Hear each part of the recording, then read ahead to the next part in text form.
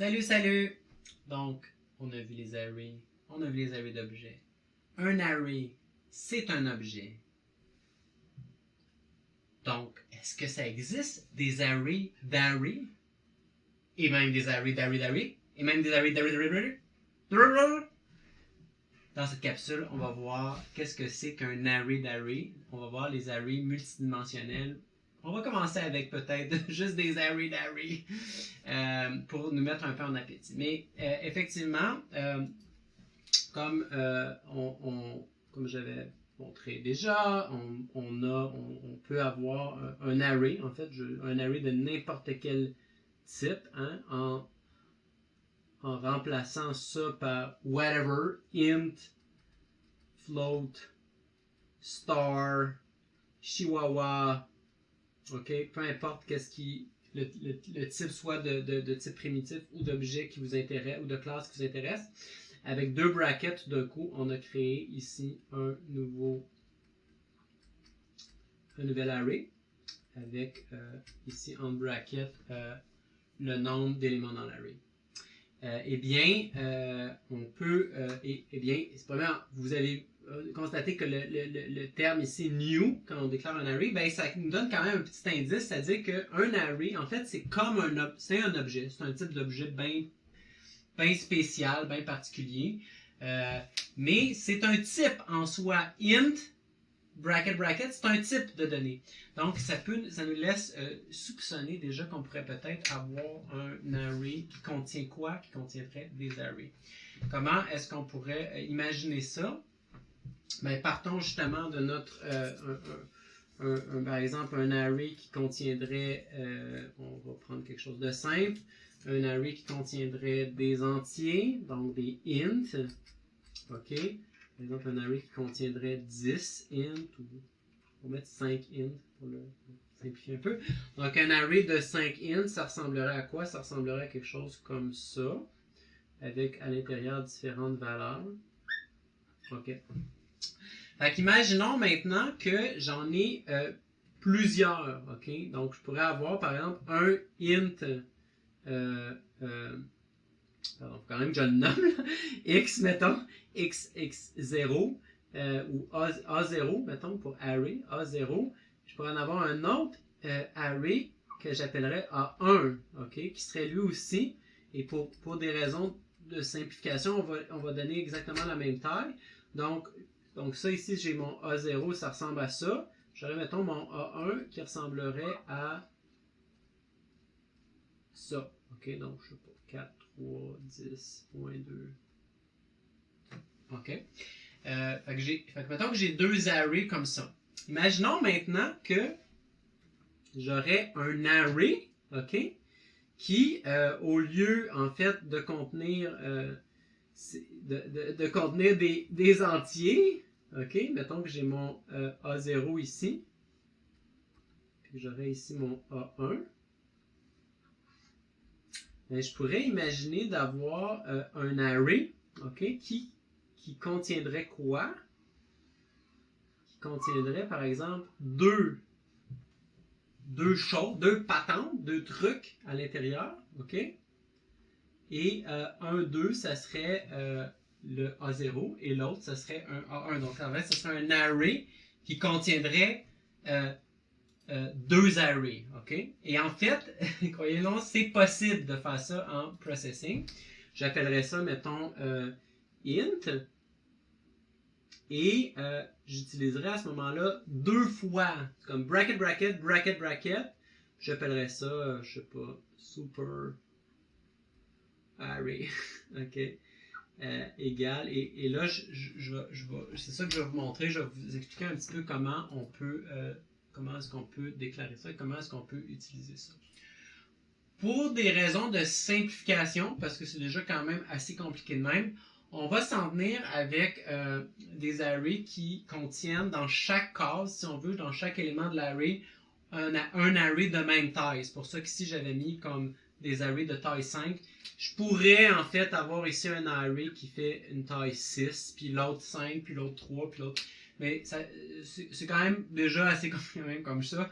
Fait que on va y aller avec des arrays, un array en deux dimensions qui a comme tant de valeur et tant de valeur par tant de valeur. Et une façon de le penser ou de le voir, ça serait que ça pourrait devenir peut-être une façon de représenter, par exemple, des genres de grilles, OK? Fait qu'imaginons que j'ai un array qui ressemblerait à ça. Donc, j'ai 0, 1, 2, 3, 4. Donc, 0, 1, 2, 3, 4, un array de taille 5. Imaginons maintenant que je voudrais, par exemple, avoir une genre de grille, OK? Je pourrais peut-être vouloir avoir une genre de grille, donc d'avoir plusieurs, ici, arrays, qui eux aussi... OK, pourraient avoir leur propre, si on veut, leurs propres coordonnées. Fait que ça me permettrait d'imaginer des genres d'arrays qui, au lieu d'avoir comme une seule position ou un seul index, ben, il y en aurait deux. Fait que je pourrais me dire, par exemple, quel est l'élément dans mon array à la position, à la rangée, mettons, 2 et la colonne 3. OK? Donc, rangée 2, colonne 3, ben on est ici. Et ça me permettrait à ce moment-là d'accéder à cet élément-là dans ma grille. Fait que, ce qui est très bien, c'est que on est déjà un peu dans un monde en 2D avec processing. Donc, on pourrait imaginer de transposer ça dans un espèce d'environnement visuel. Fait que si on revient un peu à ma grille, on pourrait par exemple mettre dans chacune de ces cases-là une petite couleur différente. En fait, on va se dire tout simplement, plutôt qu'une couleur, on va mettre une valeur entre 0 et 250, un genre de ton gris.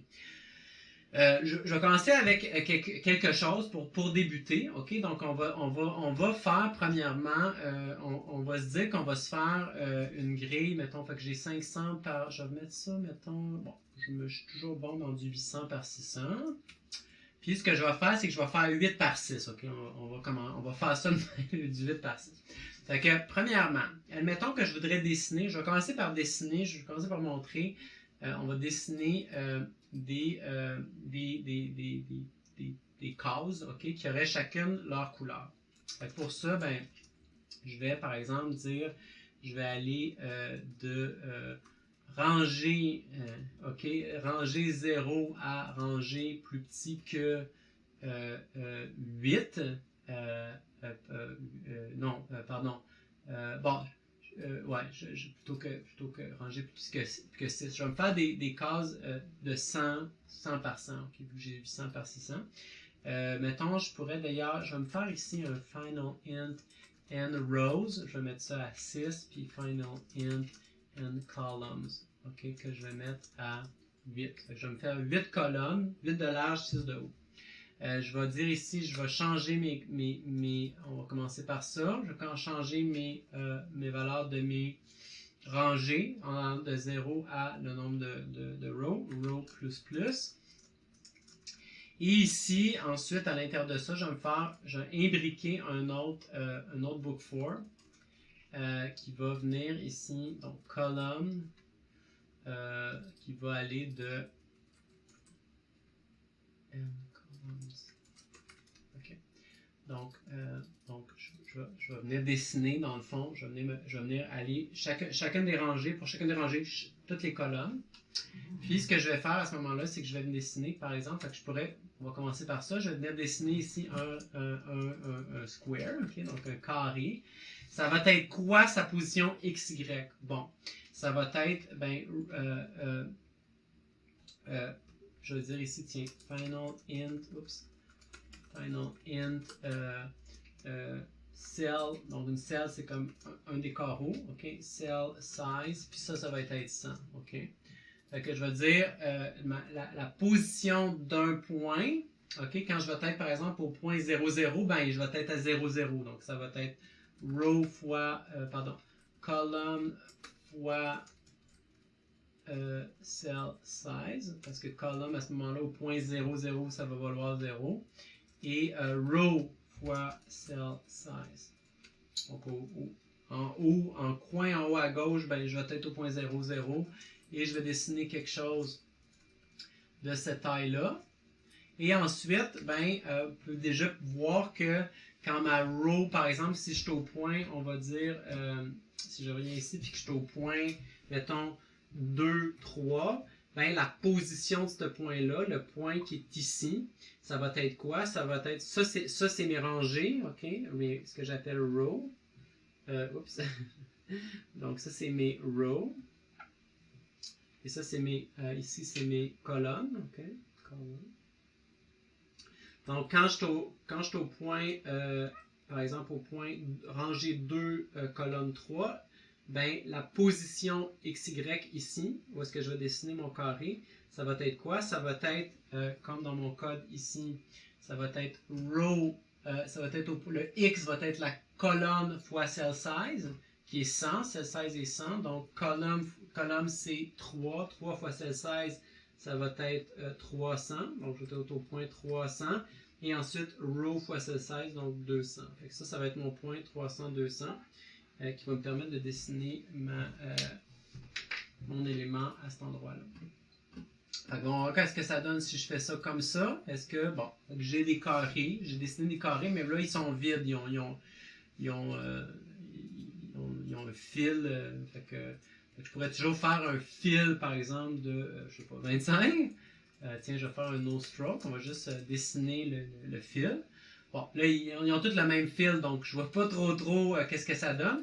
Fait qu'on pourrait toujours se dire que je pourrais faire un fil de random, ok? Mais là, attention, partez pas tout ça. Je peux pas faire ça sur YouTube parce que il pourrait peut-être avoir des gens qui pourraient avoir des réactions.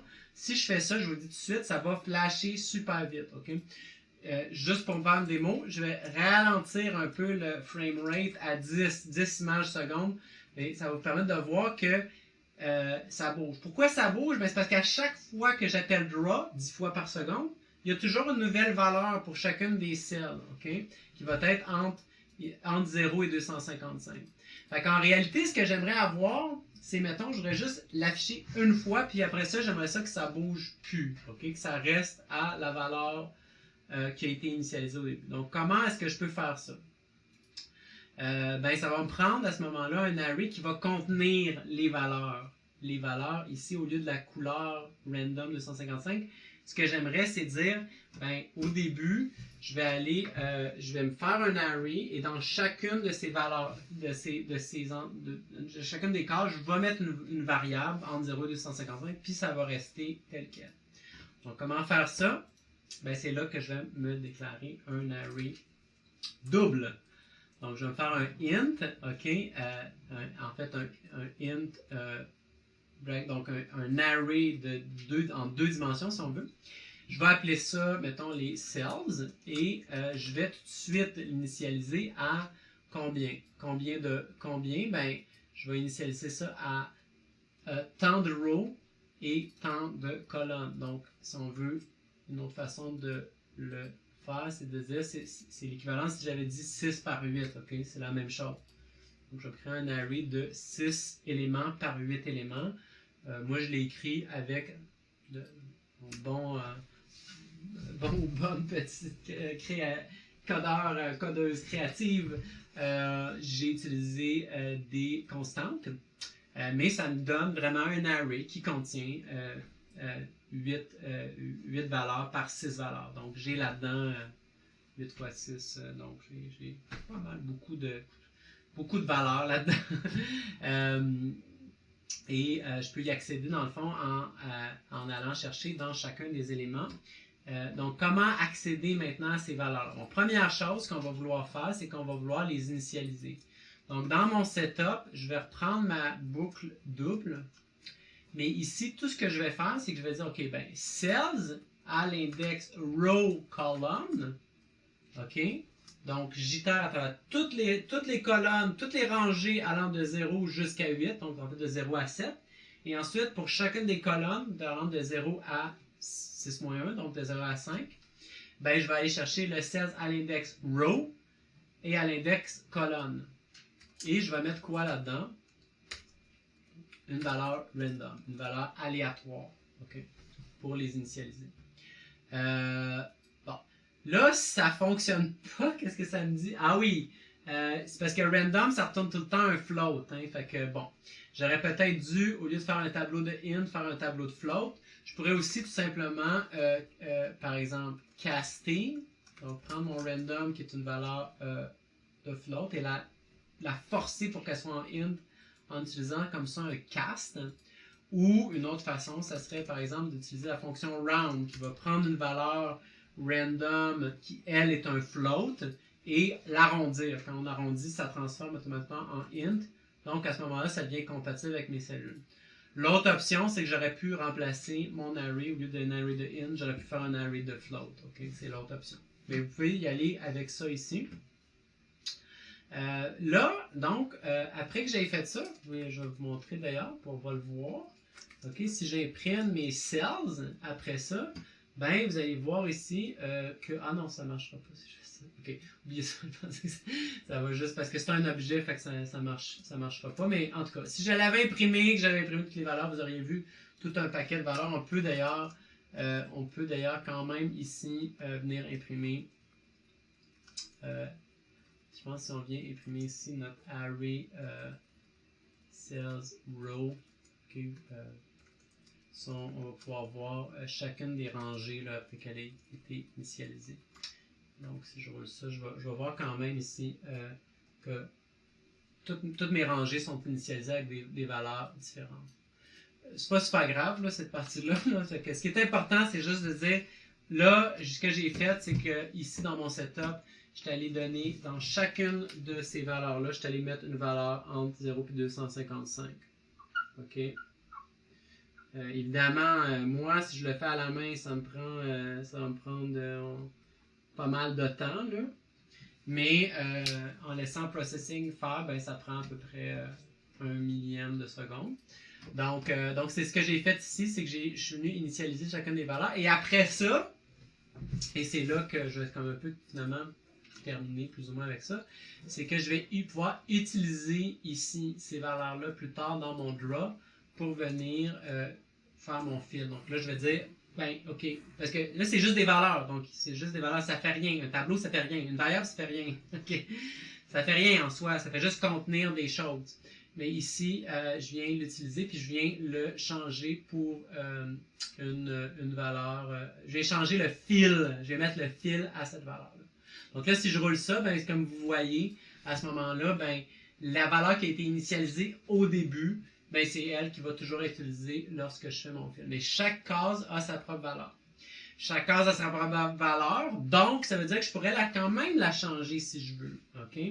Fait que, puis peut-être que je vais vous donner un avant-goût de ça. C'est que je pourrais aussi ici dire, OK, ben, cells, row, column, je pourrais peut-être dire, je vais rajouter un petit random. Okay? Je vais rajouter plus ou moins un random float, fait que ça va peut-être rajouter moins 0.5, plus 0.8 à chacun des éléments. Fait que là, je vais avoir ce qu'on appelle un random walk, l'algorithme de l'ivrogne. Chaque petite case va être un petit ivrogne qui va comme la couleur un petit peu plus gris, un petit peu moins gris, individuellement. Et comme ça, il va y avoir un changement qui va peut-être un petit peu moins nous rendre complètement dingue. Il va y avoir des petits changements un peu plus subtils. On voit que ça fait pas un gros changement. Hein? J'aurais cru que ça aurait pu... Je vais juste leur en donner un petit peu plus ici. Ah, c'est parce que c'est des int! Ben oui, c'est un tableau de int. C'est sûr que si je fais ajout du random, il faut quand même que je me force un peu. Je vais faire un random en plus 10 et moins 10, ok? Juste pour qu'on voit... Ah, mais c'est pas pire. Fait que là, vous voyez que chacune va changer un petit peu. C'est sûr que là, si ça sort du 0,0, il faudrait probablement aussi que je vienne... Ça fait des couleurs jaune, un petit peu bizarre. Ça, c'est parce que je suis rendu dans des valeurs peut-être négatives ou au-dessus de 255. Fait que c'est sûr qu'il va falloir probablement ici que je vienne faire peut-être un petit constraint, hein? Cells, row, column... égale constraint de cells row column entre 0 et 255, tu sais, juste dire comme, ok, ouais, ben, genre, faudrait pas quand même que ça sorte du range de 0,255, puis là, ben, je vais avoir quelque chose d'un petit peu plus smooth. Donc, ivrogne, mais pas complètement... ivrogne, mais quand même raisonnable. Donc voilà. Fait que, je suis allé peut-être un peu vite, fait que ce qui est important, c'est juste de se rappeler que on peut avoir des arrays, en 2 dimensions. À ce moment-là, ça nous permet par exemple de représenter ce genre d'informations-là, ou est-ce qu'on a quelque chose qui serait effectivement en 2 dimensions, d'accéder à chacun des points. Donc, ce point-là, il est à la rangée, la colonne 0, 1, 2, 3, et à la rangée 0, 1, 2, 3, 4, 5, mettons, puis de venir y accéder de manière spécifique, puis de venir changer ainsi chacun des éléments. On pourrait aussi détecter, peut-être vous pouvez faire des petits essais à ce niveau-là. Est-ce que vous pourriez, par exemple, détecter le passage de la souris sur certains de ces éléments-là, sans rentrer nécessairement dans les arrays d'objets, juste en utilisant le même code, en venant essayer de regarder où est ma souris. Est-ce que je suis en train de toucher une de ces cellules-là? Si oui, à ce moment-là, est-ce que je pourrais venir, par exemple, changer quelque chose dans la valeur? Donc,